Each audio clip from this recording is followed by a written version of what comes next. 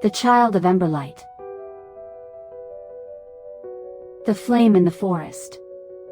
In the forgotten lands beyond the Cradle Mountains, where mists curled like serpents through gnarled trees and silence ruled the valleys, a child was born beneath a dying star.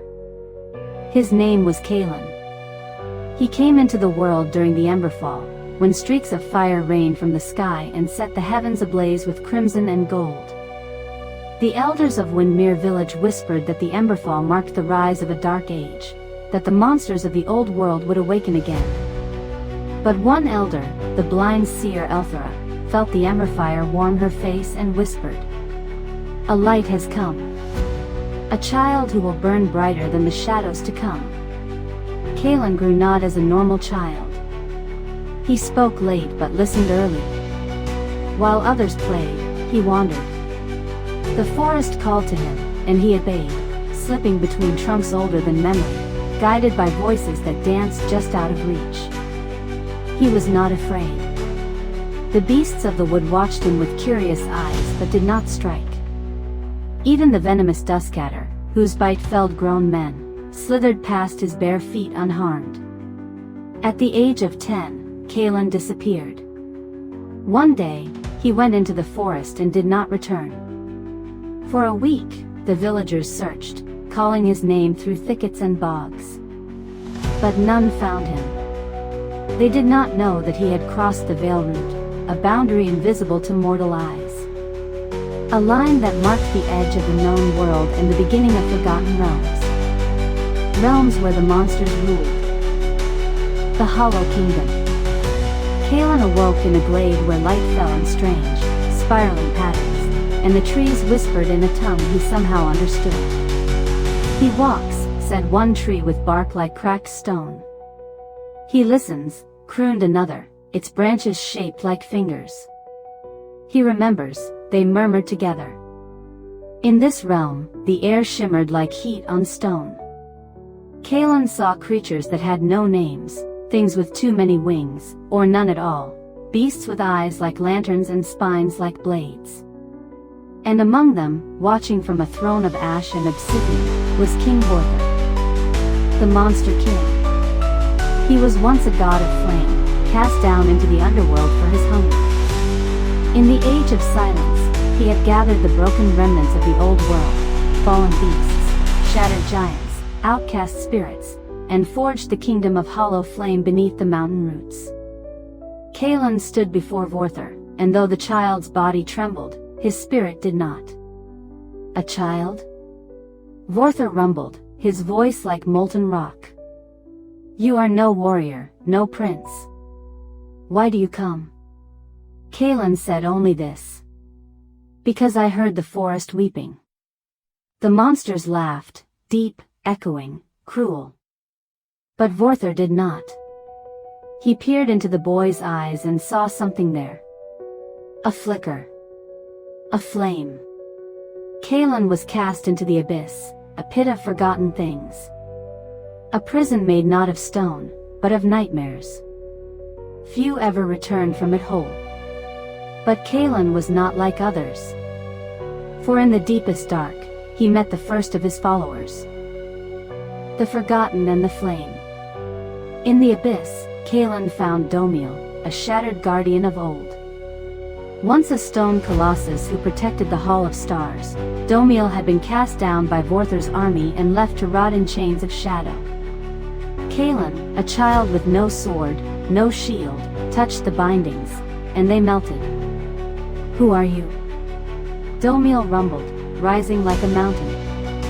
"I am no one," Kalen said. "But the fire walks with me." From the cracks of the abyss came others, the forgotten. Lost creatures who once served light, now broken, bitter, and chained in silence. One by one, Kalen freed them, not with power, but with truth, with compassion, and with something none of them had felt in an age, hope. A sylvan wraith named Naalera, a beast of smoke called Grusk, a wolf with eyes of stars known only as Whisper, they bent the knee to Kalen, not because he asked, but because he believed. And then, the flame awoke. Inside Kalen's chest, it stirred, a fire not of destruction, but of renewal. The Amberlight. The ancient gift of the Starborn, once thought lost.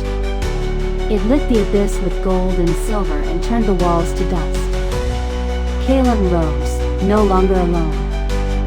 With a legion of broken souls behind him, he walked through fire and shadow and came out into the hollow kingdom with eyes like suns. Rise of the Emberborn. The hollow kingdom stirred. Whispers of Kalan's escape from the abyss spread like wildfire through Vorther's dark realm.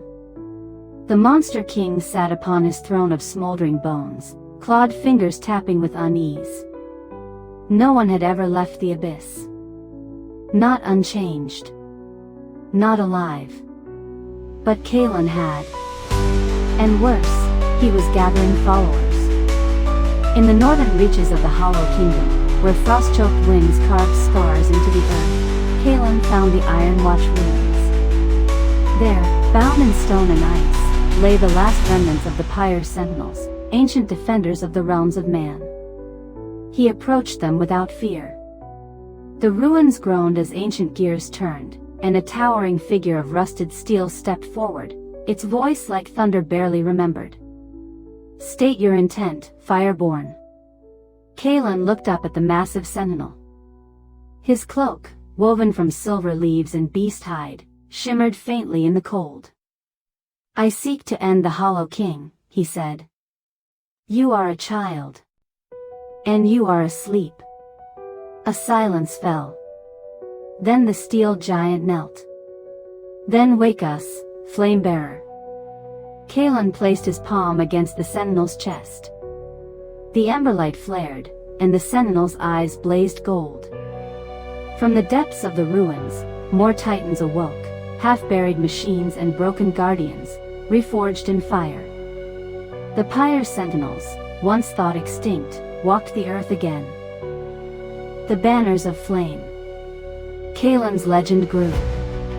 Across the cursed forests of Drellhollow, the whispering winds spoke his name. In the shattered cities of the east, where monstrous warlords ruled, rebel bands found hope. In the high cliffs of Vareth Kai, exiled skyborn warriors descended from their peaks to answer the call of the Amberlight. And still, Kalan remained a child, his face young, but his eyes ancient.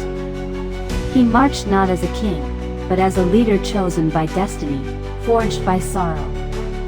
Each step he took burned the mist of fear that clung to the world. He did not promise safety, only truth. And many followed.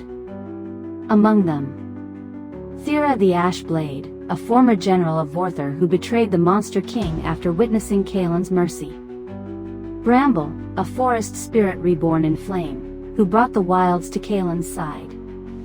Malin the Hollow, a boy once cursed to speak no words, who now sang songs that made even monsters weep.